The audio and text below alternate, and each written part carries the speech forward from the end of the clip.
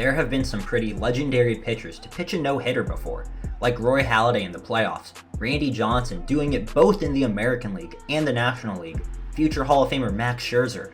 And then, there's Chris Heston. He threw the very first no-hitter of 2015, and 6 followed after his. Chris Heston's no-hitter story is odd, but what's even crazier is that he would barely find big league action after his 2015 season, and is now out of the league. This is the story of the forgotten pitcher who had one of the most unique no-hitters in history and his ensuing career. Chris Heston was born on April 10, 1988, and after high school, he decided to play college ball at Seminole Community College in Florida. And the Minnesota Twins tried to take a low flyer by drafting Heston in the 47th round in 2007, but he did not sign with them, staying for another year. In his next season, his stock rose higher when the Nationals drafted him in the 29th round of the 2008 draft, but Heston still believed he could be drafted higher and decided to switch colleges, going to play one more year of college ball at East Carolina University. It paid off, with the Giants deciding to draft him in the 12th round of the 2009 MLB draft, where Chris Heston signed and was ready to take the next step.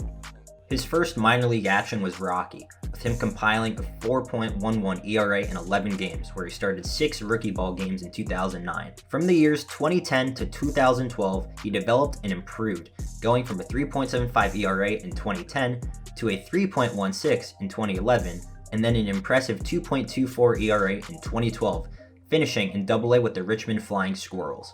The call up to the majors seemed imminent, with him moving up to AAA in 2013, but it did not go as expected, with Chris Heston taking a step backwards, posting a 5.8 ERA. To make it worse, since he was put on the 40-man roster at the end of 2012, he was DFA'd and released on July 21, 2013. Nobody claimed him nor signed him, and he was in limbo, until the Giants signed him back on November 15, 2013 at the conclusion of the season. Things were looking promising again when he received an invite to spring training in 2014. He did not make the opening day roster and was optioned back down to AAA, where this time he had a good stint, compiling a 3.38 ERA in 28 starts. 5 years later, from 2009, where he first played minor league ball, he finally got the call of being sent up to the San Francisco Giants on September 2nd, 2014. He made 2 relief appearances, giving up no hits, and 1 start against the Padres where he pitched 4 innings and gave up 3 runs. He was sent back down before the Giants' 2014 World Series run due to the 40-man September roster having to go back down to 25. Next year, the expectation was that Chris Heston would be on the Giants roster, whether it be as a reliever or the small chance of being a starter.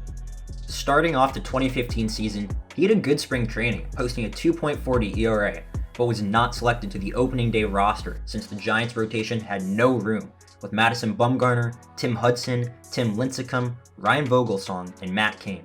Chris Heston was originally in AAA to begin 2015, but due to Matt Cain being placed on the IL with a strained right flexor tendon before his first start, he got called up to replace him and fulfill the 5th starter role. His first action was on April 8th, 2015, in Arizona against the Diamondbacks, and this is how it went. Got him. Got him. Got him. Good. Up the middle. Heston knocks it down. And he'll throw him out. Well, that's a big out right there. I mean, a non-productive out. Got him. 4th strikeout. It couldn't have gone better for him, and he followed it up with a pretty good performance against the Rockies, but unfortunately got the loss with only giving up 1 earned run in 7 innings pitched. Then he notched another win against the Diamondbacks in his next start, but after that is when he faced a beating against the Rockies, giving up 11 hits and 6 earned runs in 5 innings pitched, dragging his ERA from 0.87 all the way up to 2.77. In May, he had a mixed month, giving up 5+ runs in half of his starts, but on the flip side, pitching 3 games of 1-run baseball, with one of them including a complete game against the Astros where he only gave up 2 hits and struck out 10 on the road. His ERA totaled up to 3.82, which is pretty good for a 5th starter. That brings us to June, where in his first game in June, he got lit up by the Pirates, giving up 7 hits, 3 walks, and 5 earned runs in only 3.2 innings pitched. His ERA was 4.29 now, and his strong start was slowly fading. But then, that takes us to June 9th at Citi Field. On the hill tonight for the Giants will be the right-hander Chris Heston, 6'3", 195-pounder, 27 years of age. This will be start number 12. He's 5-4 with a 4.29 ERA. And so far this year, he's been very, very good, or he has been below average. There's very, very few outings that he's had where he's been in between. Got him. Curveball. Got him, and that'll end the inning. Got him. 3 pitches, 4 strikeouts. Got him, and that'll end the inning. 5 strikeouts through the first 9 hitters. Got him for the second time looking.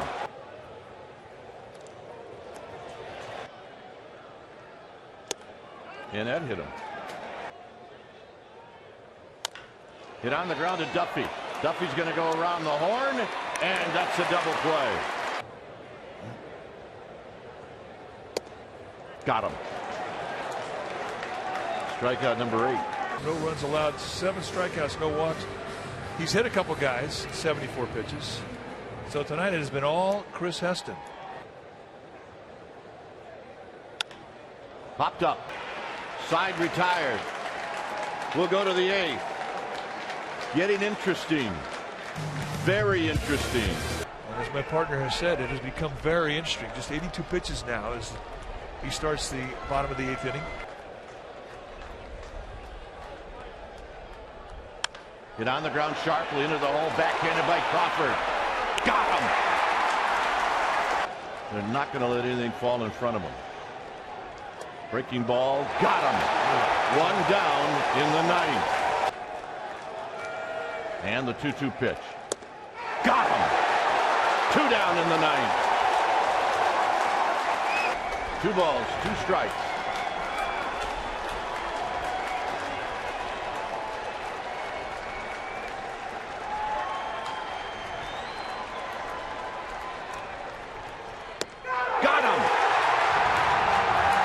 Heston here in New York City has thrown a no-hitter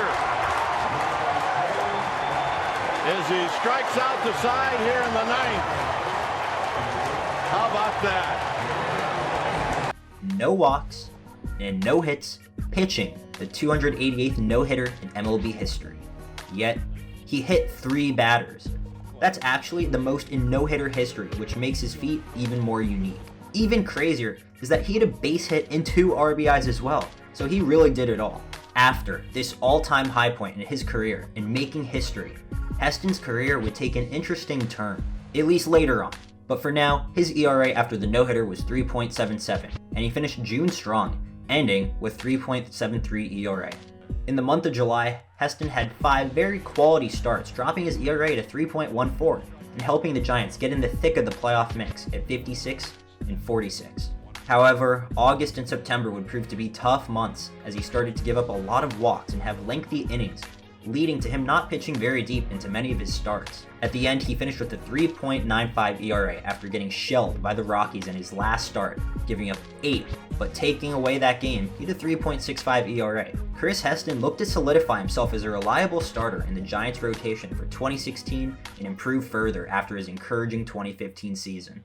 With an even year on the loom, general manager Bobby Evans decided to invest big time into 2 starters by signing Jeff Samardzija to a 5-year, $90 million contract and Johnny Cueto to a 6-year, $130 million deal.